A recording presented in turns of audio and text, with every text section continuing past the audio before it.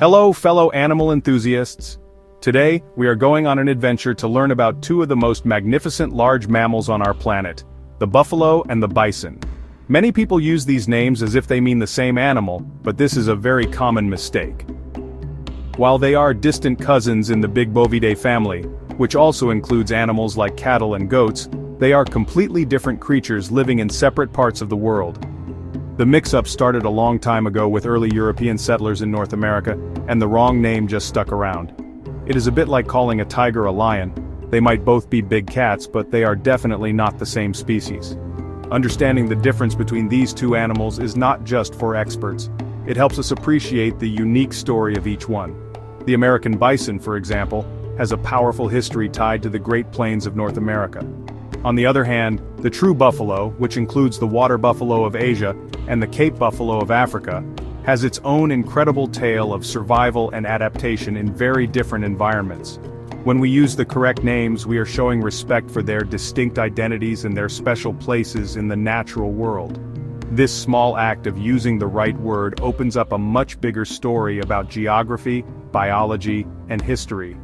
The confusion is so widespread that you can hear the word buffalo used for bison in songs, see it in movies, and even find it on official signs in parks. For instance, the famous song Home on the Range talks about a place where the buffalo roam, but it's really talking about the American bison that once covered the plains. This is a perfect example of how a simple mistake can become a part of our culture. Over time, the incorrect name has become so common that many people don't even realize there is a difference. Our goal today is to gently untangle this mix-up so we can see each animal clearly for what it truly is. So let's get ready to explore the specific details that set these two giants apart. We will look at everything from the shape of their horns to the continents they call home. By the end of our journey, you will be able to spot the differences like a seasoned wildlife expert. Knowing these facts will not only make you smarter about the animal kingdom but will also give you a deeper appreciation for the incredible diversity of life on Earth. It is a story of two separate paths, two different looks, and two very different homes, all starting from a shared ancient ancestor millions of years ago. One of the easiest ways to tell a buffalo from a bison is to simply ask, where in the world is it? True buffalo are not native to the Americas at all. There are two main types of buffalo, and they live on two different continents. The first is the water buffalo, which is found in the wet, marshy lands of Asia. These animals are often domesticated and used by farmers to help plow rice paddies.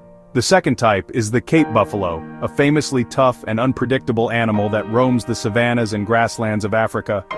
You would never find a Cape buffalo wandering through Yellowstone National Park, just as you would never see a bison in the African Serengeti. On the other side of the globe, we have the bison. Bison are the masters of the northern hemisphere. There are two species, the American bison and the European bison. The American bison is the animal that most people in the United States and Canada are thinking of when they say buffalo. These magnificent creatures once roamed the vast Great Plains of North America in herds that numbered in the tens of millions. Today they live in parks and preserves. Their cousin, the European bison, is a bit smaller and lives in the forests of Eastern Europe like Poland and Belarus. So if you see one of these massive shaggy beasts in North America, you can be sure it's a bison. The environments these animals live in have shaped them into the creatures they are today. The Cape buffalo in Africa has a thinner coat because it lives in a warm climate and does not need protection from harsh winters. Its body is built for power and defense against predators like lions. The water buffalo in Asia is perfectly suited for a semi-aquatic life with wide splayed hooves that help it walk through deep mud without sinking. Their lives are tied to the rivers and wetlands of their homeland, where they spend a great deal of time submerged in water to stay cool and avoid insects. In contrast, the American bison is a true survivor of harsh, cold winters. Its home on the Great Plains gets buried in snow, so it developed special features to cope with that extreme weather. Its massive size and thick fur are essential for staying warm when temperatures plummet. A bison's ability to thrive in such a challenging environment is a testament to its incredible adaptation over thousands of years. The European bison, living in dense forests, has a slightly different build, better suited for moving through wooded areas. Their separate homes have guided their evolution down very different paths, creating two very distinct animals. If you ever get the chance to see a buffalo and a bison side by side, the physical differences are immediately obvious. Let's start by looking at their heads. Bison have short, sharp horns that curve upwards from the sides of their head. They are not very long, but they are incredibly strong and effective for defense. True buffalo, however, have horns that are truly spectacular and much larger. The African Cape buffalo has massive horns that grow together at the base, forming a solid bone shield across its forehead called a boss. From there they sweep down and then curve back up. The Asian water buffalo has long, crescent-shaped horns that can stretch several feet wide, arcing gracefully backward. Next, let's look at their body shape. The most noticeable feature of a bison is the enormous hump on its shoulders. This is not made of fat like a camel's hump.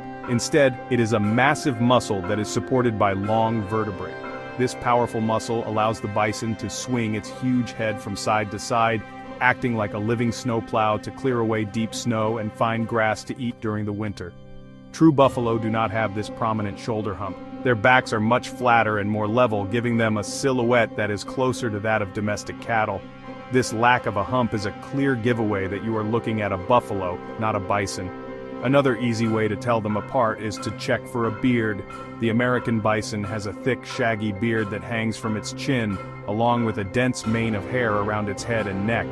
This gives it a very rugged and woolly appearance, especially in the winter. This feature is completely absent in true buffalo. Both the Cape buffalo and the water buffalo have smooth, beardless chins. Their overall coat is also very different. A bison has a thick, shaggy coat, particularly on its front half, which it sheds in large clumps during the spring and summer. Buffalo, living in warmer climates, have a much shorter, thinner coat of hair all over their bodies. Finally, even their overall build tells a different story. Bison tend to have a more front-heavy appearance with their massive head, neck, and shoulders making their back legs look smaller in comparison. Their shaggy fur adds to this bulky look. Buffalo, in contrast, have a more evenly proportioned body. They are incredibly strong and muscular but appear sleeker and less top-heavy than a bison. Their shorter coat reveals their powerful frame more clearly. By remembering to look for the hump, the beard, the horns, and the coat, you can easily distinguish between these two incredible animals, no matter how often their names get mixed up. The story of why Americans call bison buffalo goes back hundreds of years to the arrival of the first European explorers and settlers in North America. These newcomers had never seen a bison before, but the animal reminded them of the buffalo they knew from stories about Africa and Asia. In French, the word for beef animals was boeuf, and it's believed that French fur trappers started calling the bison les bœufs, which eventually evolved into buffalo. The name was simply an approximation for a large, cow-like animal, and it stuck.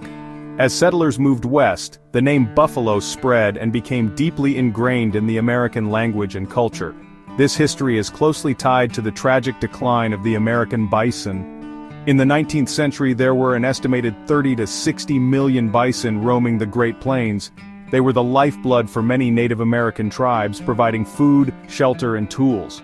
However, as the United States expanded westward, bison were hunted on an industrial scale, nearly to the point of extinction. By the late 1880s, fewer than 1,000 bison remained. This dark chapter in history highlights the bison's importance to the North American ecosystem and the devastating impact of human activity. The name buffalo is forever linked to this era of westward expansion and the near loss of a truly American icon. Fortunately, conservation efforts that began over a century ago have saved the American bison from disappearing forever. Thanks to the work of early conservationists and organizations, bison populations have slowly recovered and are now stable, living in national parks, wildlife refuges, and private ranches. Understanding this history gives us a reason to be precise with our words. Calling a bison by its proper name is a way to honor its unique journey of survival and its special place as the largest land mammal in North America. It separates its identity from the true buffalo of other continents, each with their own distinct stories. In the end, knowing the difference between a buffalo and a bison is about more than just being correct. It is about recognizing and respecting the diversity of the natural world. Each animal has adapted to its unique environment, resulting in different bodies, behaviors, and histories. When we use the right names, we acknowledge these differences and celebrate what makes each species special. So the next time you see that majestic, humpbacked animal on the plains, you can confidently say, "That's a bison," and know the incredible story of survival and identity that comes with that name. It's a small detail that makes a world of difference.